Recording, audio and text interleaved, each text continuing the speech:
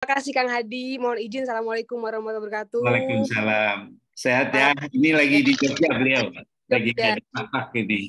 Nanti oleh-olehnya apa nih dari Jogja ini? Nanti ada ketua ID Jogja di sini tanya lah ya. Iya, baik. Dr. Amira S1 di mana? S1-nya di Trisakti Jakarta, terus spesialisnya di Surabaya. Surabaya, baik. Halo Trisakti ini alumninya ini ya, bangga ini. Baik, Dr. Amira, gimana pengalaman dan pendapatnya tentu nanti tentang ya dalam menjalani PPDS ya. Iya. Ini kan kita harus menyemangati juga ya. Iya. Ya banyak yang dikatakan oleh ya di talk show juga di mana-mana juga sekarang kita mulai terbuka karena ini era keterbukaan. Nah, saya masih bangga sekali loh sekarang ini. Kenapa masih bangga? Karena kelihatannya bayar-bayar jadi rakyat duit. Mohon maaf, saya mute dulu ya semua ya. Nanti kita buka dulu ya. Soalnya Dr. Amira bisa buka sendiri dulu. Dr. Amira, kok mute ini ya? Ya, Dr. Amira bisa buka sendiri. Oke.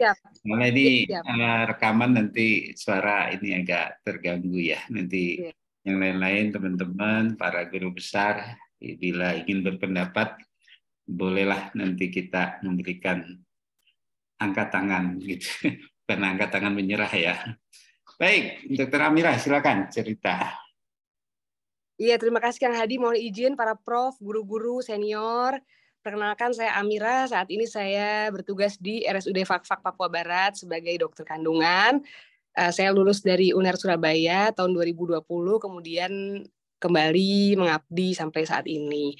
Jadi kalau pengalaman selama ini ya Kang Hadi ya dan para prof guru-guru, sebetulnya dari kata-kata materi pembulian itu sudah sangat amat menyakitkan hati sebetulnya. Jadi kata-kata pembulian, perundungan itu kan sebenarnya kata-katanya kurang indah untuk diberikan kepada kita sebagai dokter-dokter yang ada di garda terdepan dan sebetulnya hidup kita ini melayani manusia.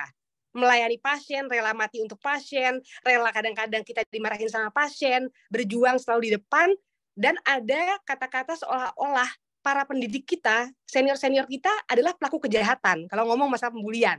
Jadi saya sangat tidak terima, karena apa yang saya lakukan hari ini dan kekuatan yang saya miliki sampai sekarang itu adalah karena pengaruh besar dari guru-guru dan senior saya. Tanpa pendidikan yang mereka berikan, nggak ada seorang Amira yang mungkin mau berjuang di kampung sampai saat ini. Dan nggak bisa saya memberikan apapun untuk masyarakat tanpa bimbingan yang diberikan sama guru-guru dan para senior-senior selama khususnya di Objin UNER Surabaya. Jadi kalau yang namanya pendidikan itu kita bina. Orang yang mau masuk ke ranah pendidikan harus memberikan keleluasaan pada hatinya untuk mau dibina. Dan memulai dengan gelas yang kosong. Bukan seorang Amira yang seorang dokter datang ke sana, tapi seorang Amira yang hanya orang yang mau dididik. Bukan siapa-siapa. Nol dan tanpa dididik nggak akan bisa menjadi siapa-siapa. Dan tujuannya kan untuk pasien ya Kang Hadi. Dan para guru prof sekalian. Jadi kita harus melucuti identitas diri kita dulu. Bukan sebagai orang yang masuk PPDS sebagai seorang dokter loh, tapi seorang yang mau belajar dan tujuannya untuk apa? Untuk mengangkat harkat dan derajat pasien-pasien kita nantinya. Ketika kita bisa punya ilmu yang lebih tinggi. Kan tujuannya itu sebetulnya. Jadi kalau tadi yang dokter Caroline bilang tuh benar banget, semua saya setuju bahwa yang pertama kita tuh dididik ada maksudnya.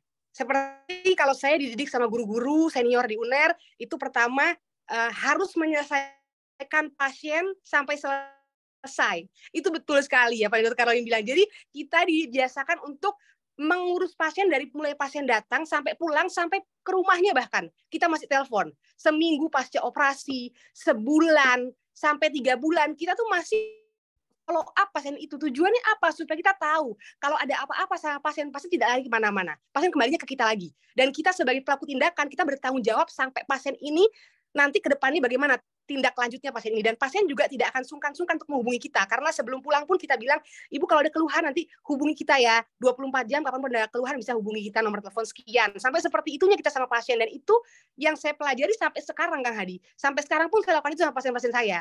Sampai sekarang saya setiap habis operasi selalu, Bu nomor telepon saya Bu, kalau ada apa-apa Ibu hubungin saya ya Bu. Jadi sebagai bentuk tanggung jawab kita ke pasien. Dan seperti handphone 24 jam ya iyalah, kita ini sebagai tindakan dokter apapun ya, apalagi mungkin seperti dokter bedah, dokter obgyn, dan dokter-dokter yang mungkin jaga di IGD atau dokter yang mungkin melayani pasien 24 jam, tentunya handphonenya harus on terus. Kalau handphonenya tidak selalu siap ditelepon 24 jam, gimana kalau ada pasien emergensi? Apa bisa kita bilang kita tidur atau kita lagi pergi sama keluarga? Kan nggak bisa. Makanya itu harus dibina sejak pendidikan Kang Hadi, dan pendidikan itu akan meresap kok ke dalam diri kita sampai kita sekarang ini sudah menjadi seorang spesialis dan melakukan apapun tindakan di luar, itu semuanya teradopsi dari guru-guru kita. Mungkin kalau yang saya lakukan saat ini adalah saya melakukan gerakan jemput bola, menyelesaikan masalah bukan ketika ada masalah, tapi sebelum ada masalah. Datang ke rumah pasien-pasien, USG pasien, melakukan IVA test, pasien terus muter. Itu sebenarnya dididik dari guru-guru dan para senior bahwa jangan bahagia ketika menjadi dokter yang bisa menyembuhkan pasien, tapi sebelum pasien sakit kita sembuhkan dulu, kita beritahu bagaimana caranya supaya dia tidak sampai datang ke kita dengan masalah.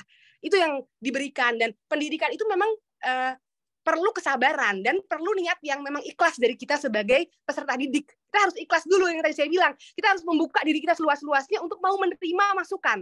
Jangan merasa saya dokter, saya anaknya seorang profesor, itu nggak boleh dipakai di sini. Kita adalah seorang peserta didik yang mau belajar, dan tujuannya adalah namanya orang mau belajar. Kalau di dalam agama Islam kan Tuhan tuh nggak akan mengangkat derajat hambanya ketika tidak diberikan yang lebih tinggi lagi ya Kang Hadi. Maksudnya artinya kalau kita mau diangkat derajat sama Tuhan, sama Allah, Tuhan tuh akan memberikan level yang lebih tinggi lagi pada kita. Tujuannya supaya apa? Supaya kita bisa melayani lebih maksimal untuk masyarakat.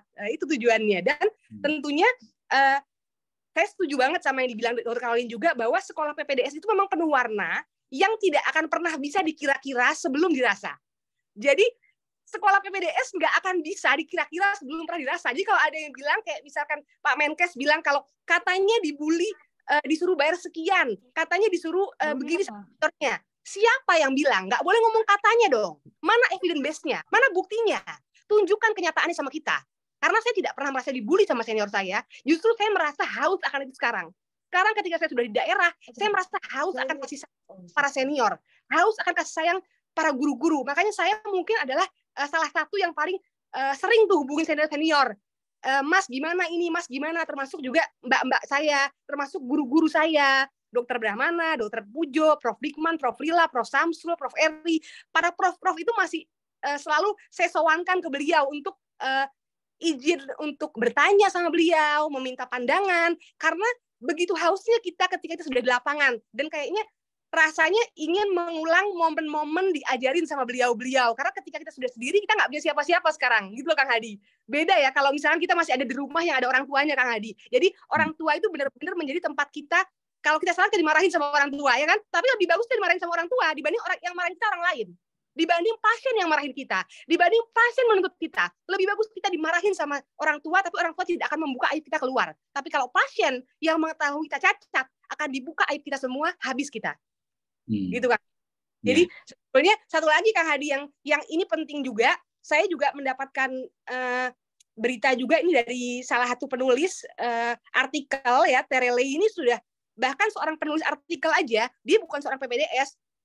Ini saya dapat dari guru saya juga, dia menulis artikel di Kompas itu curhatan dokter spesialis yang dibully habis-habisan karena dimintai duit ratusan juta untuk kebutuhan dosennya. Dan si penulis ini bilang untuk para dokter jangan denial. Jadi penulis ini bilang bahwa dokter-dokter ini menyangkal bahwa uang-uang yang dikeluarkan itu sudah habis triliunan sebetulnya. Para PPDS itu di Indonesia sudah habis triliunan untuk mengeluarkan uang buat para seniornya untuk membelikan segala macam kebutuhan seniornya. Itu kan sebuah asumsi ya, Kang Hadi, bukan kenyataan. Asumsi cuman katanya-katanya. Tunjukin dong kalau memang benar-benar di Indonesia ini ada sistem yang jelas, Harusnya Kementerian Pendidikan yang mengatur, bukan Kementerian Kesehatan yang ngurusin masalah-masalah receh kayak gini. Mohon maaf ya, sebelumnya Kang Hadi, harusnya bukan kelasnya seorang Kementerian Kesehatan yang mengurusin masalah-masalah seperti ini.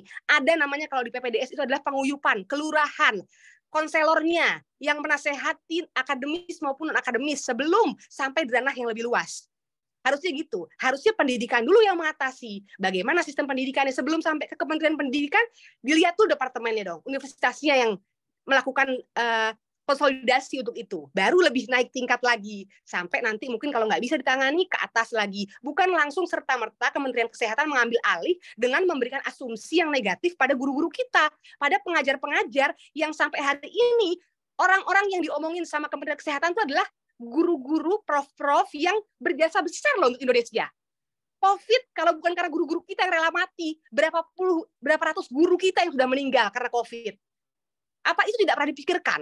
Kenapa kok sekarang seolah-olah semua dihancurkan, diporak-porandakan? ID dihancurkan, sekarang mau menghancurkan pembulian, besok ada lagi. Intinya mau membaurkan kita semua supaya kita berantem sama teman-teman kita. Kan itu yang nggak bener, Kang Hadi. Makanya sekarang kita tergabung dalam JDN, Junior Doctor Networks di PBID. Itu sebenarnya pimpinan dari Dr. Tommy juga.